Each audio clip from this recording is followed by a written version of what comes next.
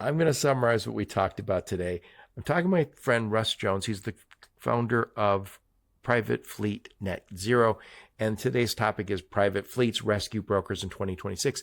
And we were going to call this the cost of bad carriers, fraud, theft, and liability with Russ Jones, because that's what we're talking about today. So we've had a whole bunch of changes in our business, making it very difficult. So we've had after what, 4 years, the longest freight recession in history. Good for the shippers, not so good for the carriers, not so good for the brokers. We've seen a ton of consolidation in the space, and I think we could see more. There's this Montgomery ruling that puts more liability on brokers. And if you're going to have that more liability, you're going to have to be able to prove to your customers, to your shareholders, to the shippers that we have less liability than the next guy. There's no such thing as no liability here. You can have, they call them accidents for a reason. No one planned on having it. But we also, in the last couple of years, have had just tremendous amount of freight fraud, cargo theft, cybersecurity. And you know what we're learning is cybersecurity is freight security. And that's another big investment. Everyone has to invest in that. AI is helping the bad guys just as much as helping the good guys, but an investment to stop the bad guys, an investment to keep improving so you can keep up with the industry. Just one more challenge. Lots of liability. Your cost of insurance is going to go up. And keep in mind, you still have to compete against the carriers. Most freight goes directly from shippers to carriers. If you're a freight broker and that differential gets too fat, they're going to go directly to carriers.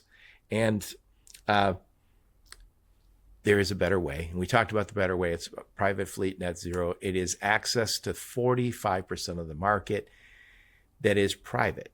These are either dedicated, run by the biggest trucking companies in our space, who buy better, who take better care of their equipment, who usually, not always, usually take better care of their drivers.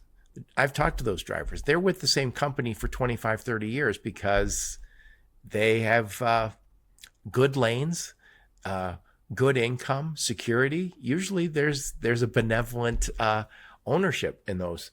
And that capacity often drives home empty. They're very concerned about the front haul. They don't necessarily care about the back haul. In the past, now they're starting to care about the back haul because they have to report on sustainability. And I don't think it hurts the bottom line to say, yeah, we got a little bit of money for driving the stuff back, but that is never going to be their top priority. Their top priority is getting their trucks back so it's ready for the next front haul. And you guys are taking advantage of that.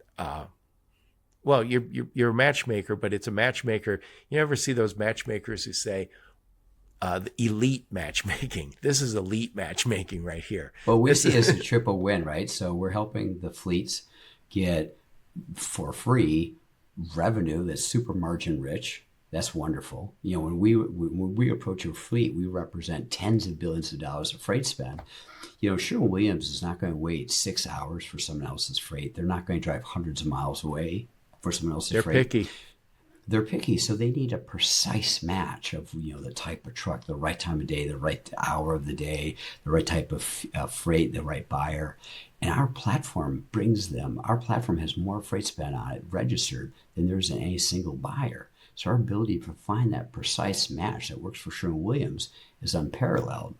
And so we help those fleets get revenue for free that's super margin rich. And then for the buyers, we introduce them to high quality capacity that has newer trucks, better paid drivers, lots of maintenance manuals, procedures, lots of insurance, third less accidents.